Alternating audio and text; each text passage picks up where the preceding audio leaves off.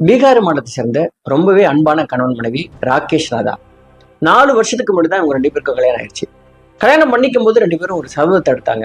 என்னன்னா, எந்த சூழ்நிலையிலையும் நம்ம பிரியக்கூடாது, இந்த உலகத்திலேயே தி பெஸ்ட் கப்பலா நம்ம இருக்கணும் அப்படின்னு சொல்லிட்டு தான் இந்த கல்யாண வாழ்க்கைக்குள்ள இணைஞ்சாங்க. இணைஞ்சு ஒரு சில வருடங்கள்ல அப்படித்தான் வாழவும் ஆரம்பிச்சாங்க.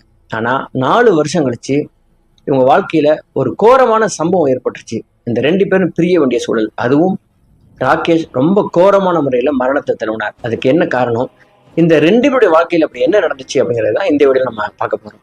சரி, செப்டம்பர் 20, 2021 பீகார் மாநிலத்தில் இருக்கிற முசாப்பூர் மாவட்டத்துல சிக்கந்தர்பூர் அப்படின்னு ஒரு நகர்.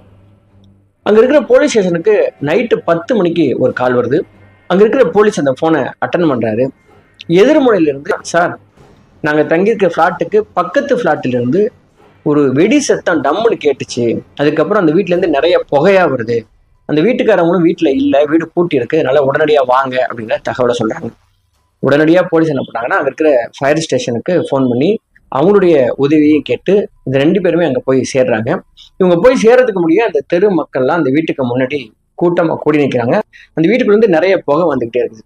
அந்த வீட்டுல யார் இருந்தாங்க அப்படின்னு சொல்லி போலீஸ் என்கொயரி பண்ணும்போது, இந்த வீட்டுல ராகேஷ் ராதா அப்படின்னு சொல்லிட்டு 2 பேர் இருந்தாங்க.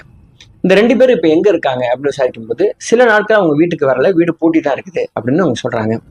உடனடியா இந்த கதவை எப்படி திறக்கிறது அப்படின்னு அவங்க பேசிட்டு இருக்கும்போது தான் அங்கேயே அந்த பிளாட்டுடைய ஓனர் தங்கியிருந்த ஒரு ஸ்பேர் கீ கொண்டு வந்தாரு. அந்த சாவியை வச்சுட்டு போலீஸ் திறந்து உள்ள போறாங்க. அப்படி திறந்து அப்படி உள்ள போகும் பொழுது அவங்க பார்த்த காட்சி மிகப்பெரிய அதிர்ச்சியான ஒரு காட்சி. அவங்க அது வரைக்கும் என்ன நினைச்சிருந்தாங்கன்னா, வீட்டுக்குள்ள ஏதோ ஒரு மின்சாதன பொருள், அது ஃப்ரிட்ஜா இருக்கலாம், டிவியா இருக்கலாம், இல்லைன்னா ஏதோ ஒரு எலக்ட்ரிக்கல் ஒயர் ஷார்ட் ஆகி தீ பிடிச்சிருக்கும் போல இருக்கு. அந்த மாதிரி தான் ஃபயர் சர்வீஸ்ல இருந்து ஆள் வந்து தயாரா நின்றுட்டு இருந்தாங்க.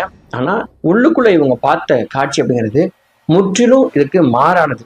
உள்ள நுழைஞ்ச உடனே ஹால், அதுக்கப்புறம் பெட்ரூம், இந்த எல்லா சவர்கள்லையும் ஹியூமன் பாடிஸ் சின்ன சின்ன பீசஸா அப்படியே கீழேயும் வால்லையும் ஒட்டி இருக்குது. ரொம்ப குறிப்பா சொல்லணும்னா, ஒரு மனிதனுடைய விரல்கள், நாக்கு, கண்ணு, சின்ன சின்ன சதை பாகங்கள் எல்லாமே அப்படியே அங்கங்க வால்ல கீழே அப்படியே ஒட்டி கிடக்குது. இதை பார்த்துன்னு அதிர்ச்சி அடைந்த போலீஸ் உடனடியாக ஃபோரன்சிக் டிபார்ட்மெண்ட்லேருந்து ஆளை வர சொல்றாங்க.